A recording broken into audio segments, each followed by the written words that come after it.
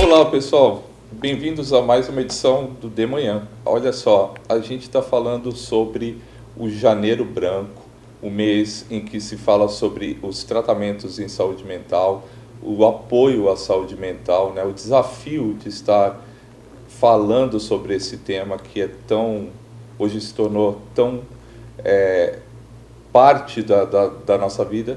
E a gente está tendo o privilégio de estar trazendo o Fagner Campos, que é daqui da região norte, mas já está atuando no Acre, no estado vizinho, há 6 anos, e é mestre em psicologia. O Fagner Campos, que elaborou o livro Protocolo de Diagnóstico da Depressão em Adulto. Puxa, Fagner, é uma honra ter você aqui com a gente. Muito, muito bacana. Fala para a gente como é que funciona. Esse livro, ele é uma bula para os profissionais que atuam na área de psicologia? Como é que é? Na área de saúde mental como um todo? Sim, eu gostei muito desse termo que você falou, da bula, né? Ele é um protocolo, e Ok. protocolo de forma bem simples pode ser uma bula no sentido de guiar não só o psicólogo, mas os profissionais de saúde a poder estar diagnosticando a depressão no seu trabalho clínico de forma efetiva. Então, Aham. essa é o tema principal, o objetivo desse livro, né? Onde eu trago esse protocolo, que dentro dele tem um instrumento que facilita o diagnóstico, onde ele vai dar critérios-chave para rastrear a depressão. Tá? Então, o que é a depressão? A depressão é uma tristeza persistente que incapacita a pessoa em realizar as suas tarefas diárias de forma que ela consiga se organizar em sociedade. E essa tristeza ela tem que persistir de forma sustentável por mais de 2 semanas. Né? Então, com base em alguns critérios X, como diagnóstico X, como, por exemplo, uma tristeza persistente, que é aquela tristeza que não tem uma explicação, tá? A perda do interesse e prazer na vida. Então, eu não tenho prazer em chupar um sorvete, eu não tenho prazer em viajar, eu estou no Rio de Janeiro e não estou legal, Nossa, eu né? ia ficar E, louco se acontecesse isso comigo. tá, e um cansaço, que é a fatigabilidade aumentada. Então, aquele cansaço, aquela perda de energia, aquela desmotivação, mesmo sem eu ter malhado na academia, sem ter feito grande esforço físico que justificasse essa reação. E eu tenho sintomas acessórios, que é a perda de peso, a insônia, a ideação suicida, os pensamentos negativos, né, o sentimento de impotência, desesperança. E tudo isso vão subsidiar esse profissional a diagnosticar a depressão, independente dele ter formação em psiquiatria ou saúde mental. Então, no livro tem um instrumento, não sei se dá para ver, né, que é aqui o protocolo de diagnóstico da depressão.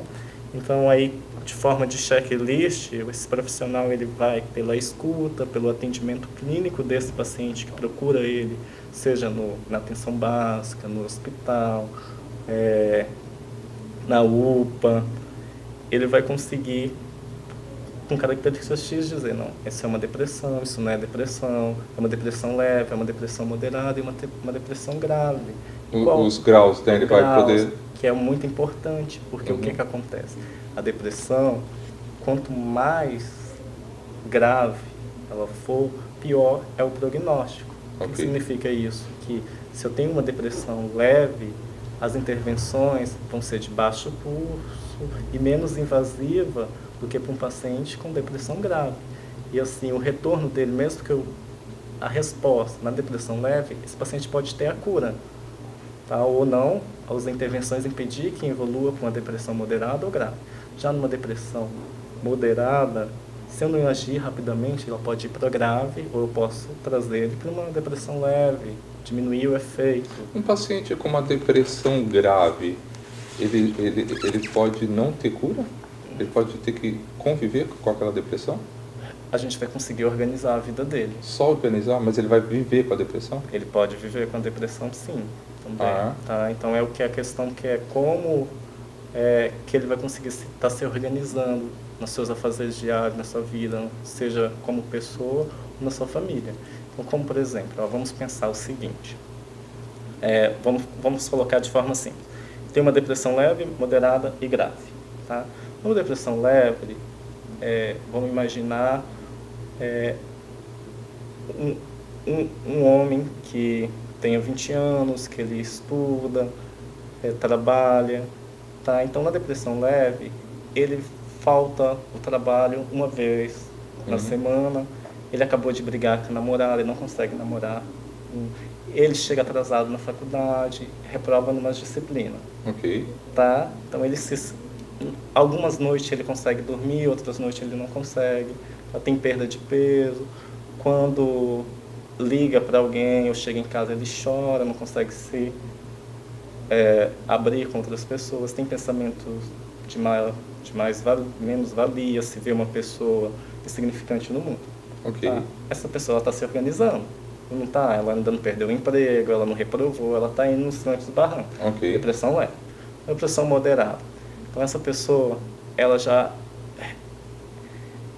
não falta, ela já desistiu da faculdade porque tirou notas muito ruins, não consegue ir, né? Ela dorme umas 3 noites e no restante da semana já não consegue mais. Sim. Tem sempre aquela insônia persistente, ela não está se alimentando, ela fica alguns dias da semana trancada em casa e não sai. Quer dizer, o relacionamento interpessoal já foi. Muito, né? E, super raro.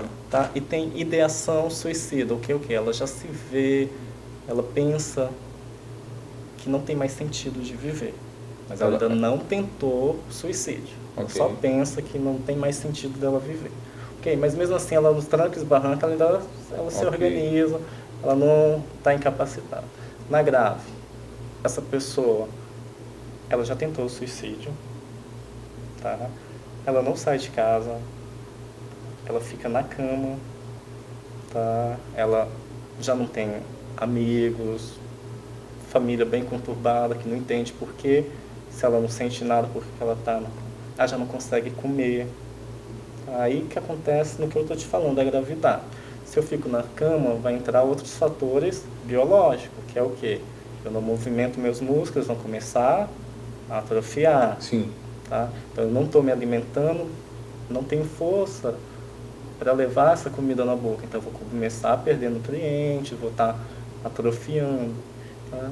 Não estou estimulando a minha cognição, então eu começo a desenvolver a demência. Você está entendendo a diferença? Entendi. Que o que acontece? Quem desses 3 que eu falei que vai procurar um profissional de saúde mental? O leve, não é isso? Não? O último caso? A grave. A grave. Tá. Por que é grave? A família vai levar. Ah, sim. Porque quem que vai? Porque a pessoa mesmo, ela não vai. Ela não vai, porque ela não sai nem da cama. Ela não sai, porque o cérebro dela já transformou ela num... Né, o cérebro já... a pessoa meio que vira uma vítima do cérebro, né?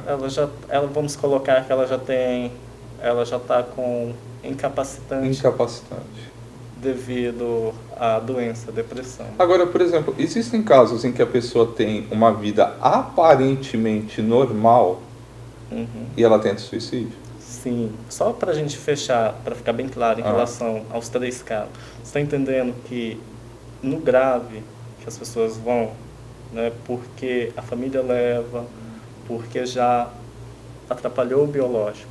Enquanto eu estou só nas questões psicossociais, que eu consigo ainda trabalhar, estudar, não dá relevância. Só que o que significa o importante disso? Que se eu conseguir diagnosticar o quanto mais rápido, na leve ou na moderada, no nível de depressão, as intervenções vão ser de baixo custo e rápido, de impedir de que esse paciente evolua para uma depressão grave. Você está entendendo? Claro. Porque o que acontece? Aqui, a gente vai estar trabalhando na qualidade de vida de conseguir se organizar. Já na grave, ele já não está conseguindo se alimentar, já teve perda de musculatura. Então, você está entendendo? Para mim conseguir regredir, vão ter que ter mais intervenções mais invasivas, já eu vou ter que precisar de fisioterapia, precisar de estimulação cognitiva, trabalhar com a família, né? Vamos ter que pegar esse paciente, a gente ó, não consigo escovar os dentes. Não, gente, vamos escovar os dentes. Então, muitas vezes, vamos ter que escovar os dentes dele. Chega a esse nível? Também. A pessoa... Tá? Então, a gente vai ter que...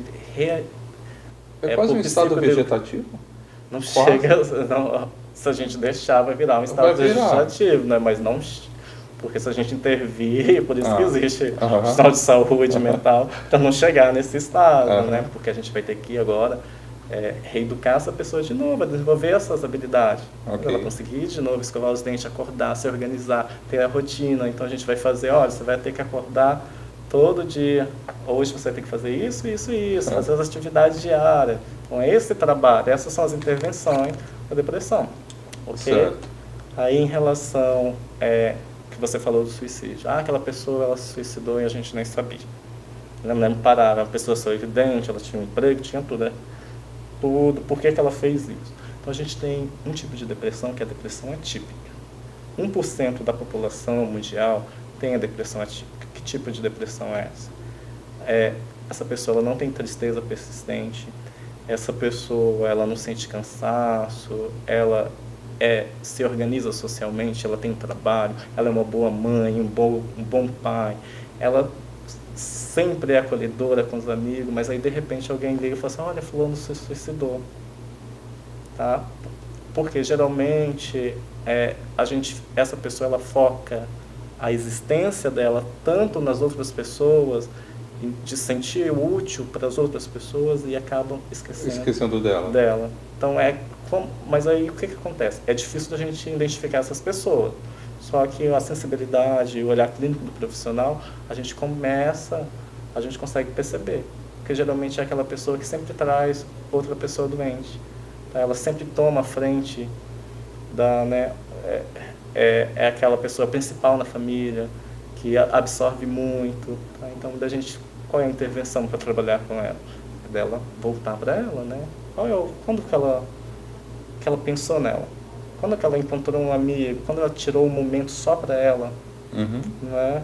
Então é isso que é importante. Essa pergunta, eu estou fazendo essa pergunta porque minutos antes dessa entrevista eu tive uma conversa com uma amiga minha via WhatsApp e ela confessou que logo depois do Natal ela tentou um suicídio no banheiro.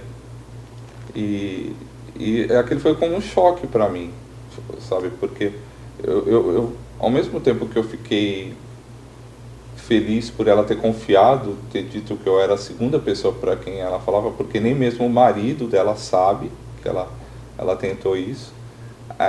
Mas foi um choque, foi uma tristeza muito grande, porque é uma pessoa que tem uma vida profissional ativa, tem família, tem tudo, e de repente veio me dar uma notícia como essa.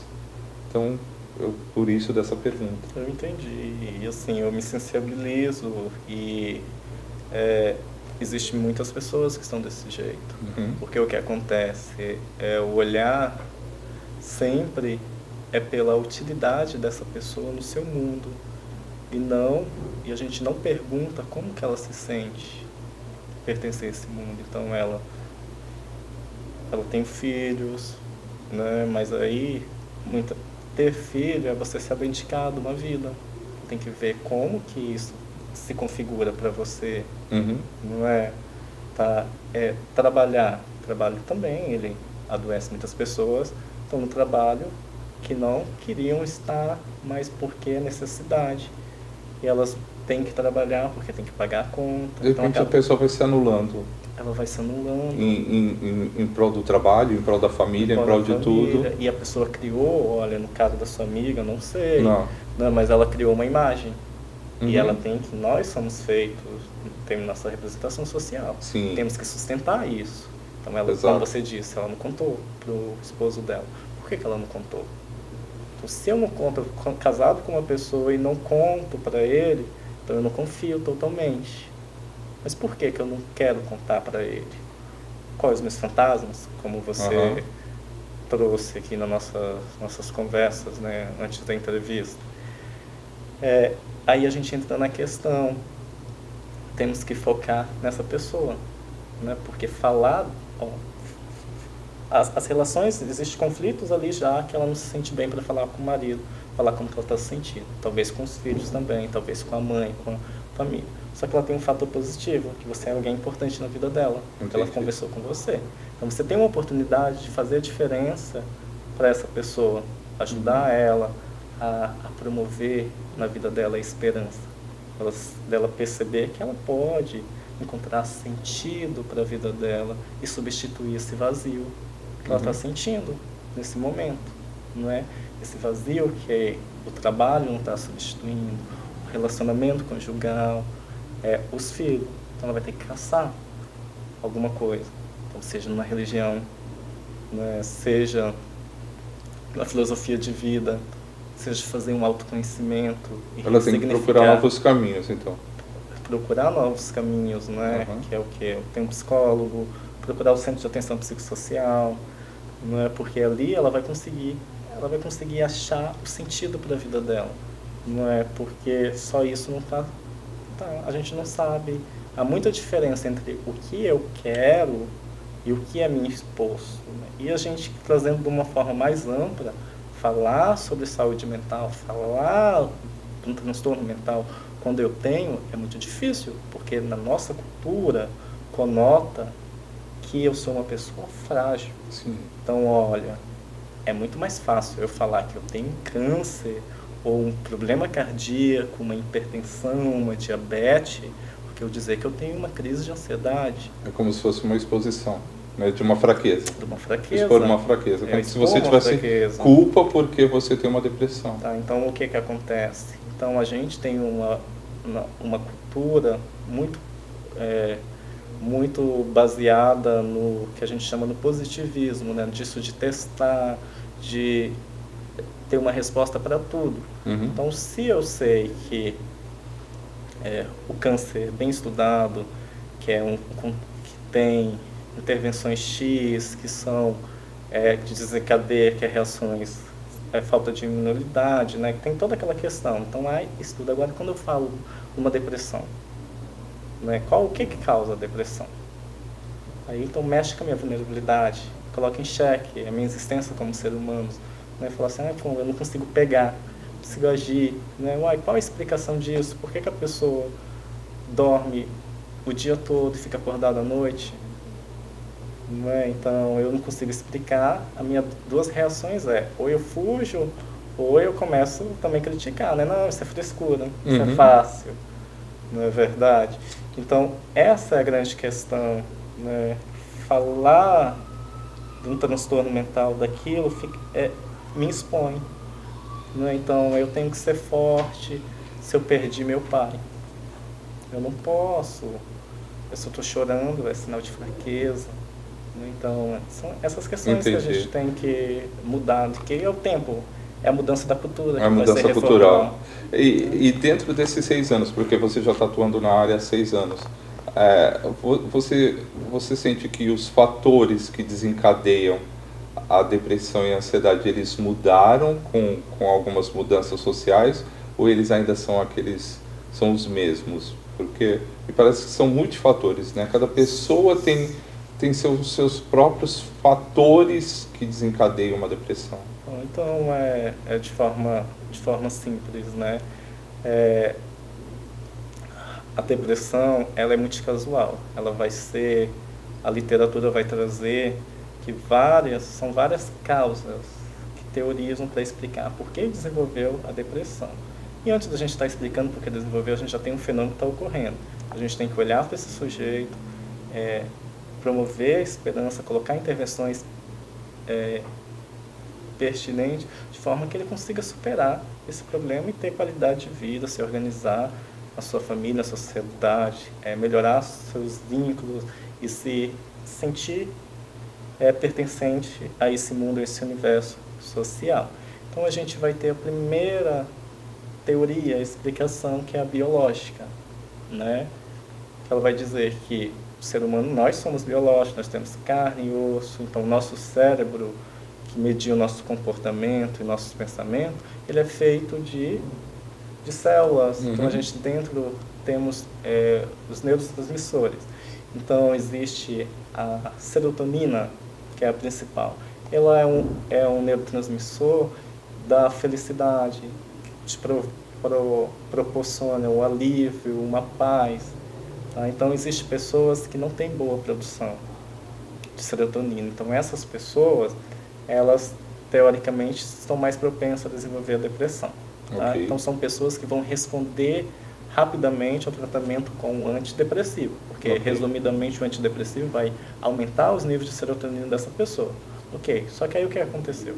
Quando descobriram os antidepressivos, pensaram que tinham resolvido o problema com a depressão. Mas começaram a perceber que não, que ainda pessoas desenvolviam depressão mesmo tomando antidepressivo. Okay. Então aí chegamos à conclusão que não é só fatores biológicos. Aí vem explicações que estão relacionadas à cognição e ao comportamento.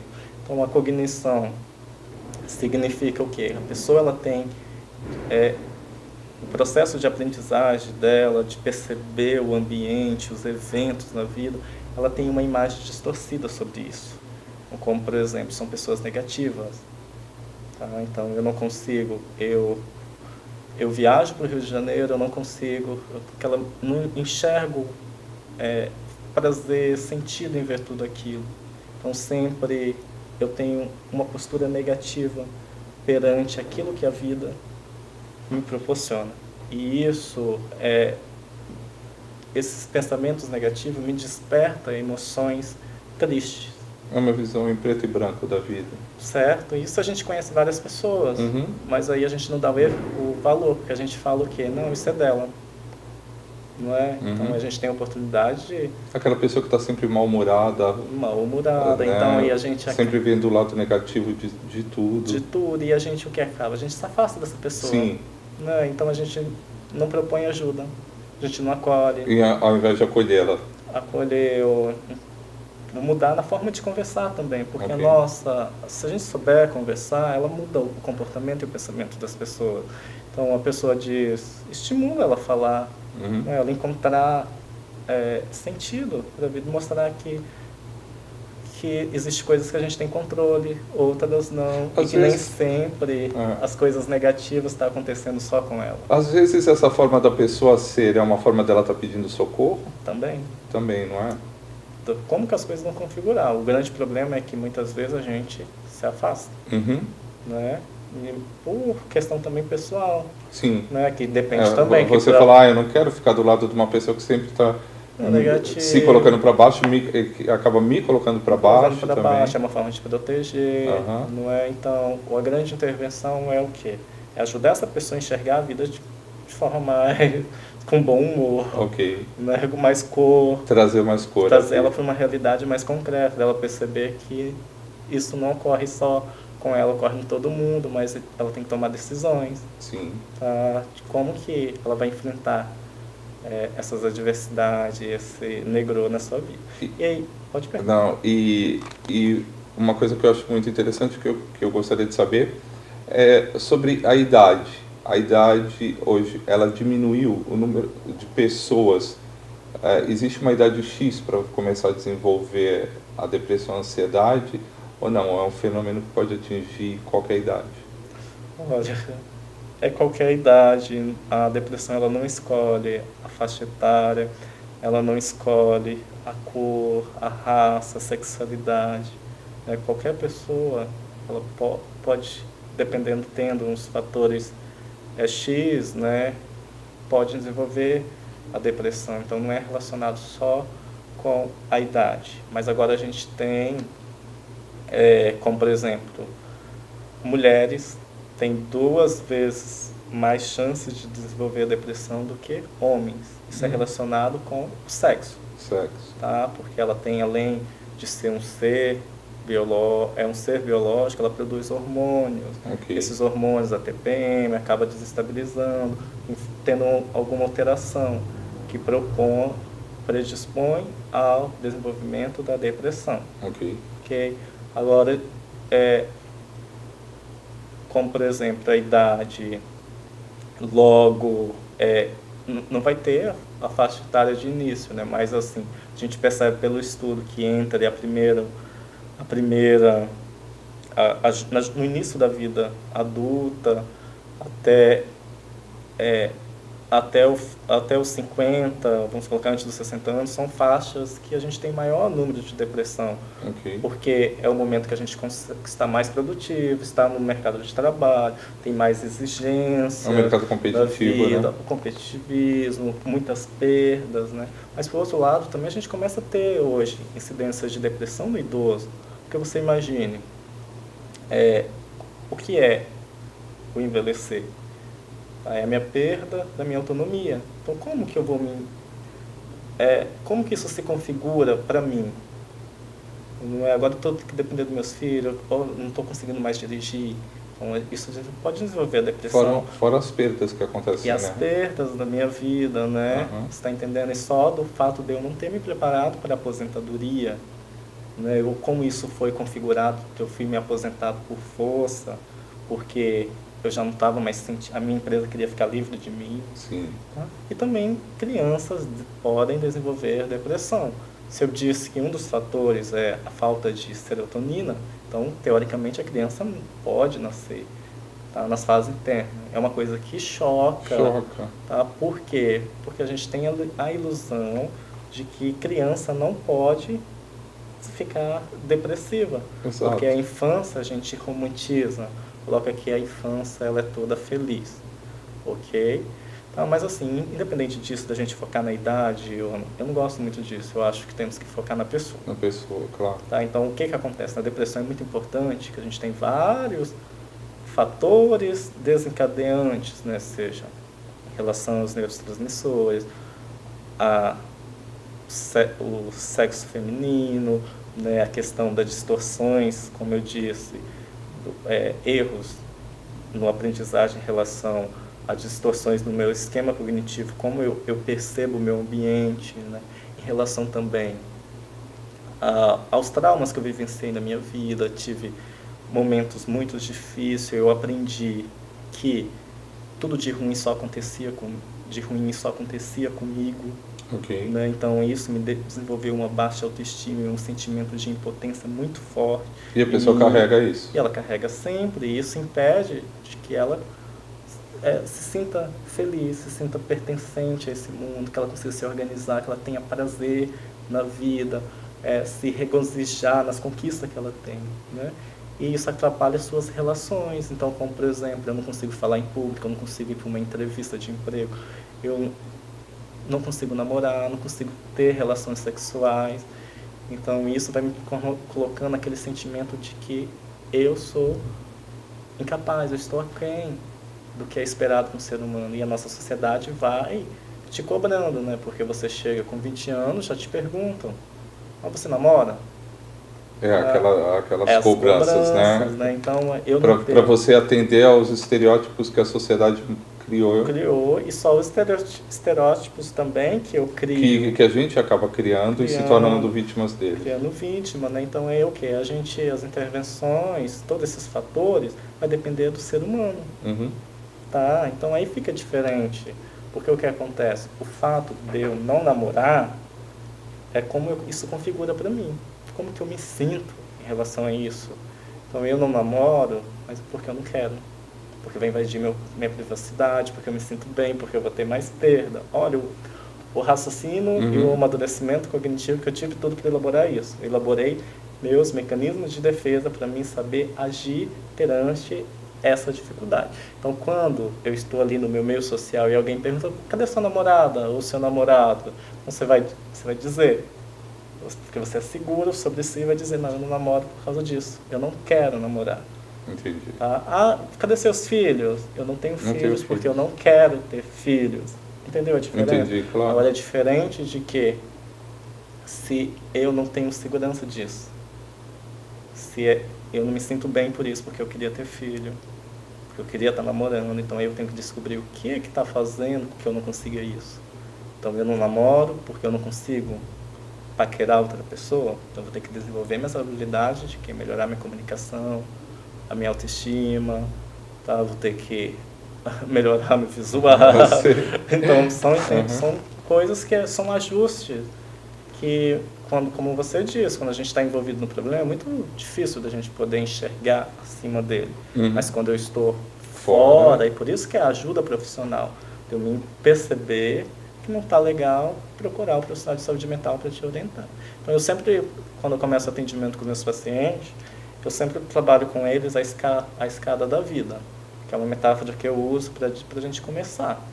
Então, é muito difícil a gente começar a mudança na nossa vida, mas é necessário sair da inércia e dar o primeiro passo. A partir do momento que eu dei o meu primeiro passo, comecei a subir a escada, eu tenho muita dificuldade para subir. É horrível. Tá? São tentativas e erro, mudança, ainda mais os primeiros passos, né? Mas chega um momento que você está no meio da escada, e essa escada é infinita. Uhum. Mas você olha para trás, você já não consegue ver o chão. E mesmo que venha as dificuldades, e naquele momento não tem mecanismos de defesa e habilidades positivas para conseguir enfrentar essas situações de crise, eu desço 2 degraus, mas eu paro nesses 2 degraus e eu não chego no chão. E quando eu consigo me restabelecer, eu dou um passo, tá? Mas aí só eu fico quase na mesma, ou depois eu já dou 2 passos, já mas você não está mais no chão. Nunca vai chegar no chão. Nunca mais chegou ao chão. Então, isso é importante a gente sair, é um amadurecimento cognitivo, é você se autoconhecer diariamente, ter segurança nas suas potencialidades e nas suas limitações. Porque a pessoa que está sofrendo de ansiedade ou depressão, esses simbolismos que ela cria para si própria são vitais, não é? É porque ela passa a acreditar nesse simbolismo todo que ela cria, não é isso? Sim. Né? Ela cria... são criadas, por exemplo, ela foca em alguma coisa e chega até aquele foco. Ela fala, a pessoa, puxa, eu consegui chegar até aqui, eu subi um passo nesse, né, eu subi um degrau.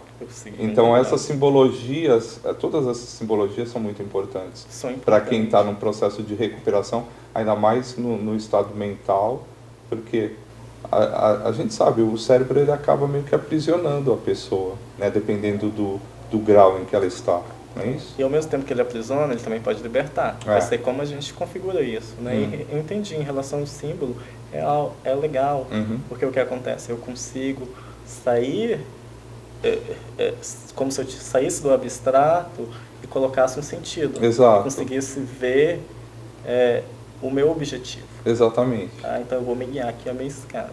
E ali, nesse momento, olha, que eu subi, ou eu tenho percepção que eu estou subindo. Também tenho percepção do que eu tenho que melhorar. Sim. Tá? E o que eu poderia fazer. E quando essa situação acontecer de novo comigo, eu já sei como eu vou agir. Né? E eu sei por que eu tive que regredir esse degrau. Né? E muitas vezes, até que essa regressão foi também porque eu quis, porque foi uma forma de me preservar. Tá? Então, como por exemplo, eu estou numa briga familiar e ali eu saí para o meu quarto e fui chorar. Não, naquele momento isso foi importante. Claro. Era o que eu tinha para fazer, né? Mas assim, aí depois eu consigo refletir, pego as pessoas quando estivesse melhor, foi meu pai ou minha mãe, conversar como que eu me senti. Puxa, que legal. Não, então aí é essa reflexão. Isso vai fazer o seu amadurecimento cognitivo. Vai saber você se conhecer. E vai melhorar, te criar mecanismos positivos de enfrentamentos dos problemas da diversidade. É eu chegar a ter consciência de que tudo vai passar. Entendi. Então isso até o momento de voltar, né? atrás é o momento em que você também está indo para frente. Então, por isso que o acompanhamento terapêutico ele é muito importante, da gente ter essa percepção. E o simbolismo ajuda. Sim. Porque no simbolismo eu posso buscar uma oração, eu posso ter um pensamento positivo, eu posso, no momento que desperta, que vem aquele pensamento, você não vai conseguir. Não, eu vou conseguir, porque eu já passei por situações piores e eu sobrevivi. Isso é fichinha para mim. Se eu não conseguir, eu vou tentar de novo. Tá? Se outra pessoa conseguir, eu também posso. Então isso vai te reconfigurando os seus pensamentos, né? A sua forma bacana esse termo, uma reconfiguração, né? Quando você entra nesse processo, você está se transformando a cada dia, né? E nós somos seres inacabáveis. Vamos estar nos transformando todo dia, só basta eu me dispor a dar o meu primeiro passo na escada. Bárbaro.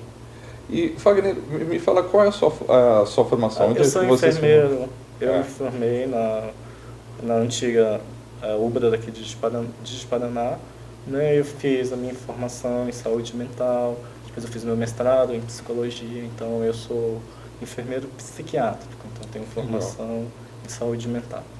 Caramba, enfermeiro psiquiátrico. Você já deve ter visto assim casos, né, incríveis assim, que serviram de aprendizado muito grande para você, né? Saúde mental é uma questão de aprendizagem diariamente. A gente ajuda, reaprende, aprende, trabalha, vive, vivencia, experimenta, sempre junto com o nosso paciente. E ao mesmo tempo que ele se beneficia da gente, a gente também se beneficia É uma troca, dele. não é isso? É uma troca, é um relacionamento terapêutico, onde há mudança de pensamento, de comportamento, reconfigurações, reorganizações e reinserção social. Entendi. E uma forma diferente de perceber o mundo, de forma que se sinta pertencente a ele, e um sujeito que tenha, na medida do possível, controle sobre sua própria vida. Né? Então isso é saúde mental, isso é gratificante. Nossa, é né? fantástico. E esse livro ele foi lançado quando? Ele foi lançado em junho do ano passado, né? Pela editora Apres. Tá. E se eu quiser encontrar, quiser comprar, né, presentear um amigo, onde é que a gente encontra o livro? Você vai encontrar o livro pela editora. Se você digitar no Google o protocolo diagnóstico de depressão, ele vai te dar vários lugares de busca, né? Ok. Uma que vai ser a editora, que é a editora Apres, mas também vai estar no site. Se você digitar lá no site da Americana, vai achar o livro para poder comprar. Ele tem a versão física e também a digital, pelo e-book. Ah, que legal, tem e-book Tem dele. e-book também, que você já pode comprar imediatamente, né? Você vai achar ele na Saraiva, e na Livraria da Folha, em várias outras livrarias, né? Só jogar na internet. Tá. E você já está pensando em lançar algum outro livro? Já? Nesse ano até julho a gente vai, não só eu sozinho, mas junto parceiro com 2 outros amigos da saúde mental, onde a gente vai lançar um livro, não sobre depressão agora. O da depressão vai sair mais pro ano que vem. Eu vou ter o segundo volume sobre esse livro, em relação ao tema, né, a continuidade dele. Mas agora em julho a gente vai lançar um livro específico de saúde mental, que é Saberes e Fazeres em Saúde Mental. Onde a gente não foca só na depressão, mas em várias outras questões da saúde mental, de forma um olhar interdisciplinar, focado no indivíduo e como que ele interage. E os números da saúde mental, você havia me comentado que parece que são 350 milhões em todo o mundo, né? Então, e você também tinha me comentado sobre uns números, um mapa assim meio por alto no país. Sim, né? Assim, a questão, eu não gosto muito de números, né? Eu me foco mais no ser humano, como ele interage nisso, né? Então, como aquela brincadeira que antes a gente estava conversando, né? Do solteiro. Né? Então, para a estatística, ser solteiro é um fator negativo. Certo. Então, você pode desenvolver depressão por estar solteiro. Só que isso é relativo. Relativo, claro. Você entende? Porque o que acontece? O problema não é ser solteiro, é como esse evento, o fato de ser solteiro, e essa relação que tem comigo. Como que eu me sinto por ser solteiro? Tá? Eu me conheço? Então eu me sinto bem por estar solteiro? É isso que eu quero? Então isso que é a diferença. Sim. Porque aí, dessa forma, olha, quando eu me sinto isolado? Não, porque eu leio meu livro, eu ligo para o meu amigo, para minha amiga, tá? Eu tenho o namorado ou namorado. Você tem uma vida social, você tem seu trabalho, enfim. Agora, e ao mesmo tempo, o que acontece? Ser casado não pode ser um fator protetor, como é considerado para a depressão. Porque eu vou estar com segurança, vou ter alguém para compartilhar a minha vida, para me dar proteção. Nem sempre isso significa. Claro que Né? Então eu posso ter uma situação de adultério, que é um fator que gera depressão. você pode chegar à conclusão que foi um erro, um casamento foi um erro. Criou mais expectativa. Criou uma expectativa Então, e aí você não sabe como terminar aquilo e aí cria uma crise pior ainda de ansiedade. Pior de ansiedade. Então, o problema é que os fatores que desencadeiam a depressão, elas não podem ser consideradas isoladamente, mas sim em relação como o indivíduo, qual a importância que existe aquele evento naquele momento daquele indivíduo, né? Qual a atenção que ele dá, como que ele percebe e quais os mecanismos de defesas e protetores que ele tem e recursos para enfrentar esse fenômeno que ele está vivenciando. Então, isso vai fazer a diferença. Então, em relação aos números, 250 milhões de pessoas no mundo todo têm depressão. Né? Isso são os dados da Organização Mundial de Saúde. Isso configura entre 3% a 11% da população mundial. No Brasil, a gente tem vários dados. Então, recentemente, um do Ministério da Saúde coloca que tem 6% de depressivos no Brasil. Tá? Mas aí a gente tem pesquisas por regiões, que se você buscar, colocar no Cielo, na Biblioteca Virtual de Saúde, vai colocar assim, depressão. Vai achar várias pesquisas, né, com uma amostra grande de indivíduos que achou depressão ou sintomatologia depressiva. E isso por regiões varia muito, né? Então tem estudo aqui no Sudeste, igual ali em São Paulo, que acha 40% na população. O Sudeste lidera? Com sintomatologia, muitas vezes, assim, não dá para mim especificar, mas alguns estudos colocam, né? Então aqui a gente tem em Porto Velho, na Universidade Federal, tem um estudo que coloca 27% de indivíduos depressivos. Isso para o norte? Porto Velho. Porto Velho? Em Porto Velho. Que é um número bastante alto, se você comparar os 40%. Aí você vem para a Amazônia, tem 20%. Tá? Então está sempre nessa faixa etária, né? Faixa etária, nessa margem estatística. Entendi. De tudo isso, o que a gente tira? Que a depressão, ela é uma doença que tem que ter um melhor olhar. Sim. Então a gente está produzindo muito depressivos. Seja pelo nosso estilo de vida, né, que a gente nunca prioriza o tempo pra gente. O tempo pra gente. Tá? A gente está focado em coisas, né, a gente não valoriza as pessoas, uma relação individualista, sem aquela entrega, aquele contato, aquela confiança. Né? E aí isso está sendo alarmante. Cada dia mais estamos tendo muitas pessoas depressivas. São relações cada vez mais superficiais, né? E ninguém preocupado em ouvir o outro de verdade. De verdade, né? O quê? Com empatia e compreensão e acolhimento. Essa é a diferença. É você perceber que eu realmente me importo com você. Não é estar aqui eu conversando, olha, o que aconteceu com você? Não está olhando no relógio. E demonstrar preocupação verdadeira, né? Verdadeira, não só que, ai, que saco, aí a pessoa deixa cortando a pessoa, né? Eu tentei, eu não quero viver, mas como você não quer viver? Você tem um carro, você tem filho, você tem todas as coisas. Então você não se importa com a pessoa, não deixa Você deixou de focar no ser, no que ser, é o que você... O que é a diferença que está fazendo, né? E você resgatar de novo, né? Tem assim, às vezes eu encontro com meus pacientes, né? A gente fala assim, mas quando que você tira um tempo para você? Você não consegue responder. Né? Então, eu falo assim, quando que você gostava de fazer quando você era jovem? Eu gostava de ir no shopping assistir o cinema. Qual foi a última vez que você assistiu? Doutor, faz muitos anos. Nossa, então vamos assistir. Né? Mas não tem ninguém. Vamos. Você não tem uma amiga para ligar? Qual foi a última vez que você ligou para ela? Não, faz muitos anos que eu não ligo. Então vamos ligar hoje. Tá, vamos assistir. Não, mas eu tenho meu filho. Não, então não vai se organizar, agora é você. Então isso é a gente trazer o nosso tempo pra gente. Porque nesse momento eu vou me conhecer quem eu sou. Isso é continuamente, é aquela escadinha que eu tô subindo. Eu vou saber quais são os meus limites, com as minhas potencialidades.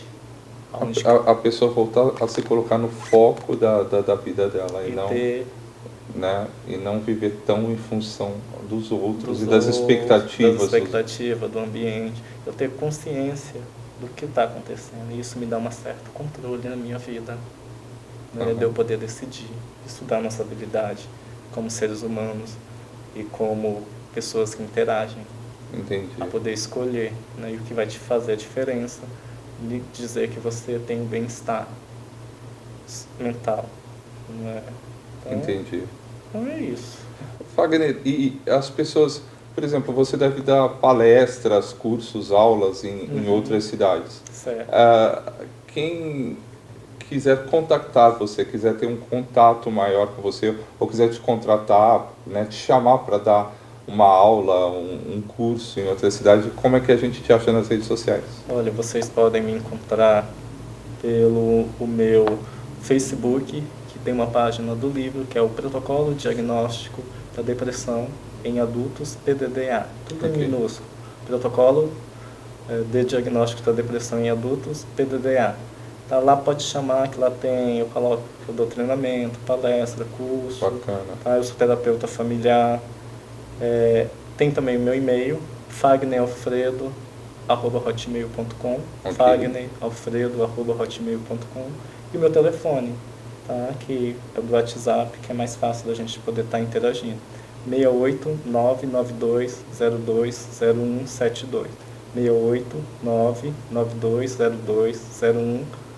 68992020172. Ok. Certo? E eu estou aberto.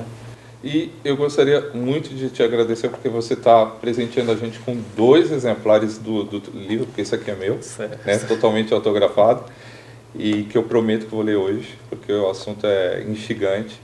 E nós estaremos sorteando no meu Instagram, né, Wilson Guedes, @WilsonGuedes. A gente vai estar sorteando esses 2 exemplares entre os nossos telespectadores, entre os nossos amigos, né, das redes sociais. E eu queria te agradecer imensamente pelo fato de você estar trazendo o teu livro aqui, estar falando de uma forma tão didática, tão sincera sobre esse tema que a gente está tratando justamente nesse mês. E te convidar, né, na verdade não é nem um convite, já está chamado para o lançamento do seu livro aqui, se nos brindar com ele em junho, não é isso? Então tá, é um prazer imenso e a gente espera poder contar com você sempre aqui. Ok, pode contar comigo, tá? Tá legal? Estarei em julho e sempre o que precisar para falar sobre saúde mental estou disposto. Tá ótimo. Para Então. falar claramente e esclarecer. Grande abraço. Pessoal, eu espero que vocês tenham gostado muito da entrevista. Eu acho que, como a palavra que eu utilizei foi extremamente didática, eu, mais uma vez, aprendi muito. É um privilégio a gente poder conversar com profissionais tão gabaritados, tão habilitados no tema e que tratam com tanta sensibilidade um assunto que é instigante. A gente sabe que é um dos grandes temas discutidos entre a saúde, né, que é a saúde mental. E a gente espera que vocês tenham aproveitado muito dessa matéria, porque eu achei fantástica. Um grande abraço e até mais.